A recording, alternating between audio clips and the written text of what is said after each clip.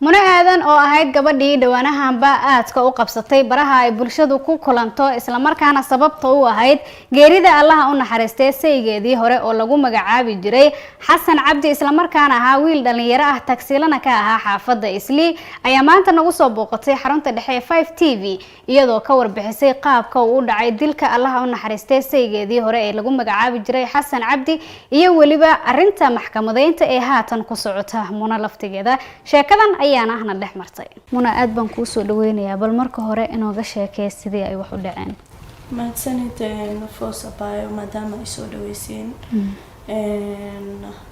horta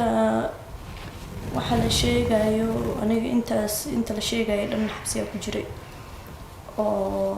maba ka warqabinba wax banaanka ka dhaxdhacayo maba ka warqabinba dada ay imaanay waxay dhahayaan tii waatana oo ninkeeda dishay anigana waa la yaabay waqtigaas waxay ugu noqotay shooga ugu noqotay familkeena markaa weydiiyo maxaa banaanka ka dhacayo qofku sheegayo ma lahan because way ka naxayaan aadiyaas markaa soo baxay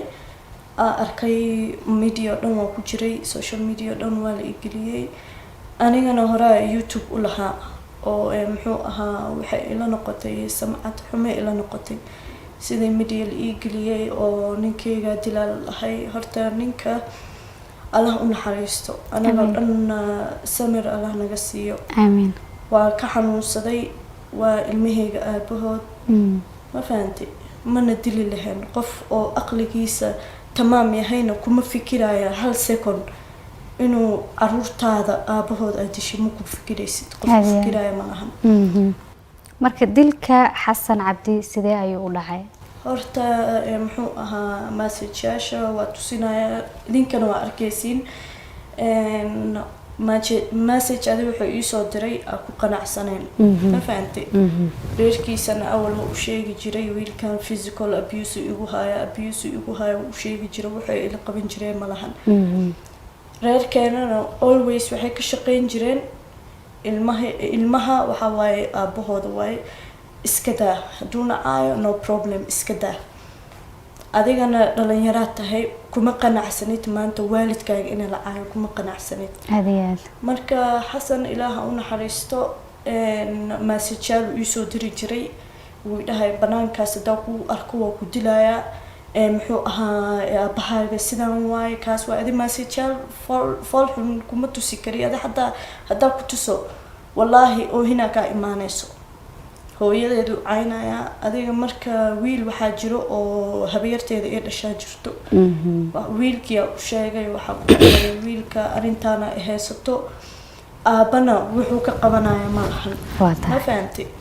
koos muxuu dhaqan anaga waxa leenahay Soomaali maanta adiga hadii lagu dhibo walaalahaaga u imaanaya wiilka Soomaa meelana laga saara okay aniga wiilka walaalkayga u sheegtay waxa ku dhaay dhibkaana haysto wuxuu dhahay dhib ma lahan anaa la soo hadlaayo galabtii anaa maray la soo hadlaayo so I told him okay adiga wuu u tagay wuxuu dhahay muxuu ahaa Xasan Abu aniga waxa ahay Muno walaalkeeda ahay gabadhaana dhibkaana ku heesaa buu iska daa adiga Xasan wuu booday wiilashii muxuu ahaa mindi u soo qaatay way kala carareen marka midka walaalkeeda xagee ka soo qaatay mindida wuxuu ka soo qaatay nin waxa jiro oo geedaha gacmaha suubiyo magacayaasha lagu qoray waxaas oo design-ka u suubiyo bracelet marka agtiisa waxa lagu gadaa toorey asagana geedihiisa sharxana jiro tooreyga meeshu ka soo qaatay wiilkii daw bursaday wiilkana wuxuu ka soo qaatay mindida meesha fruitka lagu iibiyo ku soo qaatay aad isna mid kale soo qaatay wiilkii Xasan bursana Allah u naxariistay wiilka kala bursana marka mindida suu u ordaayay meesha mindida asagana fruitka lagu jajaro uu ka soo qaatay mid kale iska waabiyo dhahay way fakatay waxayna ahayd qadar alle ahayd maanta ma jeclaysteen inuu horta dhinto ma jeclaysteen si kasta iskugu xumaadana ma jeclaysteen inay la dilo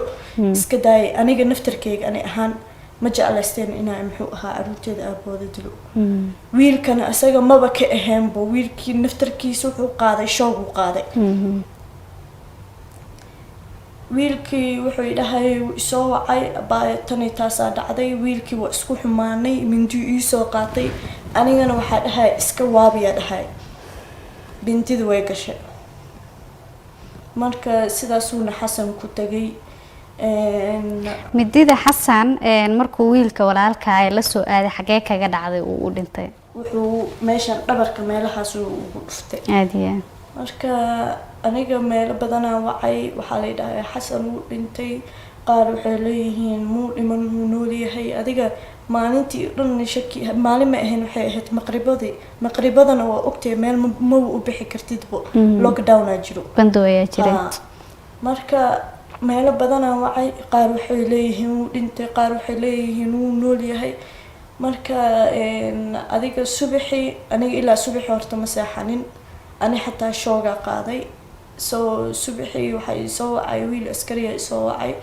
wuxuu dhahay xaggee joogtaa waxaa ku dhahay gurigeyga meeshaas waaye adiga directionkaa siiyey wuu i imaaday stationkaa tagnay markaas wuxuu i dhahay sidee wax u dhaceen ninkaaga waa la dilay markaas waxaa ku dhahay inaa sabab u noqday horta u sheegay koos haddaa qarin lahaa ani xataa qalbi madoowaada ka qaadi lahaa mana jeclaysta midaas so waa sheegay waxaa ku dhahay arinta sidaas u dhacday marka adiga almost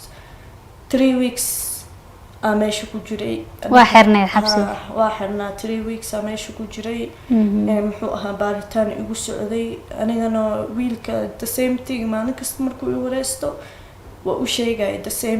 same thing waa u sheegay sidaasay wax u dhaceen waana qadar alle horta ma fahantay qadar allana wixii dhaceen maba soo celin kartidba hore le u socon kartaa aniga marka waxaa arkay markaa soo baxay social media meel kasta magacaygu yaalay waxaa dhahay horta wax haddii wax aa sabab u noqotay ilaahay le sabab kaaga dhigay dib u laaban kartid waxaa suubin kara kalina waxaa waaye horta youtube aa ka shaqayn jiray xinaa marin jiray waxaasna wuxuu u baahan tahay wejigaa qof ee muxuu ula tagtid birita waxaa ku shaqaysanaysa haddaana ku shaqaysan karin ma ordaysaa no ma ordaysid waa inaa istaagtaa ka bilowdaa meeshaada horta sabab waa noqday yes I accept that ma fahantay anigana waa ka xumahe ma fahantay ilmahaygii ka dhinteen xanuunkaasna familkooda waa la qaybsanayaa qasab waay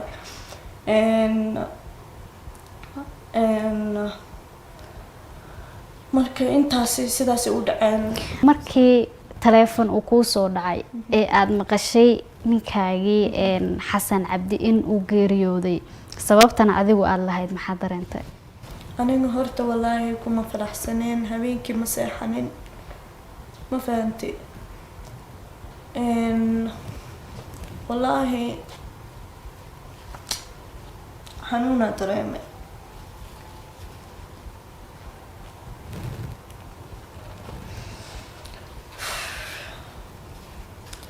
waana ku sasay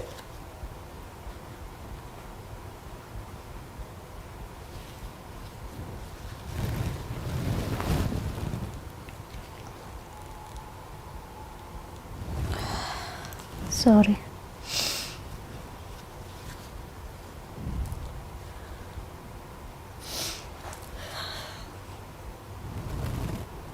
waxaa ahayd horta mid oo qaflee ahayd waxaana filaynin markii ay dhacdo aniga waa sasay caruurteeda zaaid ugu fikiray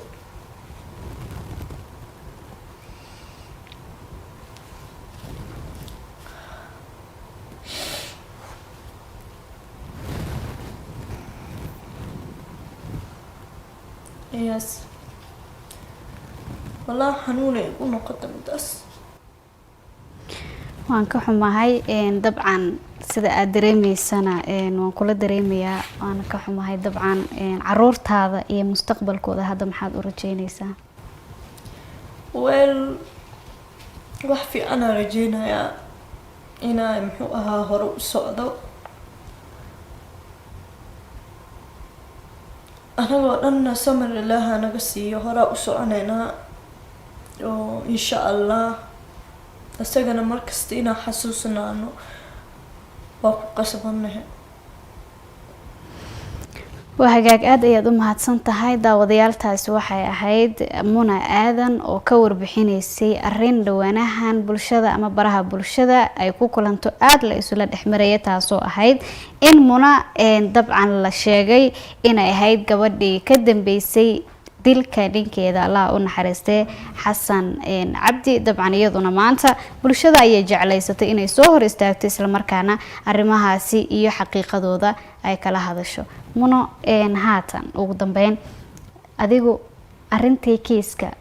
xagga dabcan 20 maalmood ayaad xirnayd oo xabsi ayaad ku jirtay kiiskii ugu dambeyn xabsiga aad ugu jirtay xagee ku soo gabagaboobay well horta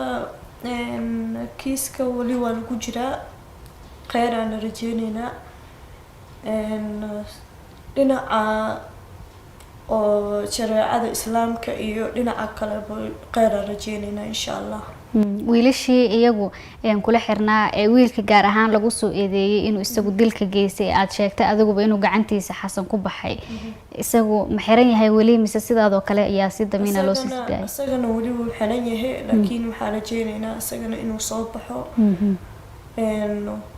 koos xumaan isaga xataa kama ahayn self defense ahayd maanta adii xataa qof hadduu ku soo weeraray adii xataa waxaa qaadanay mugti waa baqaysaa naftaada u baqaysaa istifaacaysaa marka midaas waxay ahayd horta mid difaacay ahayd marka insha Allah isaga xataa khayr u rajeynaynaa waa tahay bal waxaad inooga sheekaysaa horaan xilimo ayaad isguursateen adiga iyo Xasan Cabdi ilaa intee ayaad wada joogteen khilaafkiina markii ugu horeeyay muxuu ka bilowday horta waxaa isguursanay 2013kii dhamaadkeeda isguursanay almost 6 sano waa isqabnay khilaafkeena waxay ka bilaamatay waxyaabo badan ay ka bilaamatay mostly Xasan Allah u naxariistay wuxuu ahaa qof maseer badan muu ogoleen inaan shaqaysto muu ogoleen banaanka inaan baxo qof dumar hadaa tahayna guriga kuma jiri kartid waa inaa shaqaysataa wax la qabataa hadaa maanta adiga aad shaqaysid familkaaga saacideynay reerkaaga saacideynay qof kale ma saacideynaysid marka khilaafkeena adiga markasta way sii weynaanaysay oo waxyaabo badan ay ku jirto laakiin waxyaabo badan ay ka ahayd maseer camal way ka ahayd ficilna waa ka dareemay meeshaas marka Allah u naxariisto imisa caruur ah ayuu Ilaahay idinka la siiyay adiga iyo Xasan Allah u naxariistay 2 caruur waa tahay markii uu dhintay kadib waqtigiisii dhamaaday arintii dhacday maxaa caqabad ah ama maxaa yaani fariin ah oo dhinaca familkiisa aad ka heshay horta dhinaca familkooda waxaa dareensanaa horta inay xanaaqsan yihiin okay qof walba horta waqtigiisa uu qoran yahay ya sida aday ku dhimanaysa ma ogi sida aan ku dhimanayo ma ogi ma fahamtay waqtigiisana meeshaas way ku qorneed ma fahamtay qof oo u sabab aha oo maanta dhahay ma lahan qasab waa inaan ninkaas soo dilaa dhahay ma lahan ma fahamtay wiilkaas asaga xumaan muu wadan ani xumaan ma wadan laakiin meesha waqtigiisa meesha yaalay marka aniga waxaa dhihi lahaa familkiisa maanta fariin ugu diri lahaa horta Xasan waa isjeclaan ma fahamtay jacayl isku soo guursanay hadduu dhamaadana xushmada oo aabanimo u hay that's why intaasoo goor muxuu ahaa ficil igu hay dib igu hay intaasoo goor ma u tagin ya meel iska saar kaliya iga ahayd laakiin xumaan maanta dagaal inay labadooda isdagaalaan xataa ma naga ahayn koos waqti Ramadaan lagu jiray waqti Ramadaan qof weerar kugu soo qaadayeen ma jiro so aniga message waxa u diri lahaa familkooda samir anagoo dhan Ilaahay inuu naga siiyo waa tahay markii arintii ay dhacday social media ama baraha bulshada ayaa lagu soo baahiyay sawiradiina waxaana dabcan ciwaano looga dhigay gabadhii ninkeeda dishay waa lagu xiray oo xabsi ayaad gashay wiilashii ninka dilay ama uu sababsaday dabcan gacantiisa wiilka uu ku baxay waxaa la sheegay inay ahaayeen group la yiraahdo super power oo la yiri super power ayay ku dalbatay arrintaasi maxaa ka jira horta super power aniga horta meesha waxaa ka garanayo waa wiilkaas oo habeerteeda ay dhashay ma fahantay wiilashaasna ayaga samcad xun ma qabaan super power ma ahayn wax dil ay geysteen ma lahan wax telefoon ay xadeen ma lahan ma fahantay ayaga waxay u socdeen inay YouTube soo duubadaan anaga xataa markii YouTube soo duubaneen meel ina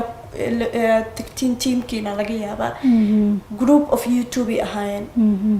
waxaas oo dhan wallaahi wax uga shaqo jira ma laha xataa wiilkan inuu wiil kale marayo may ogeen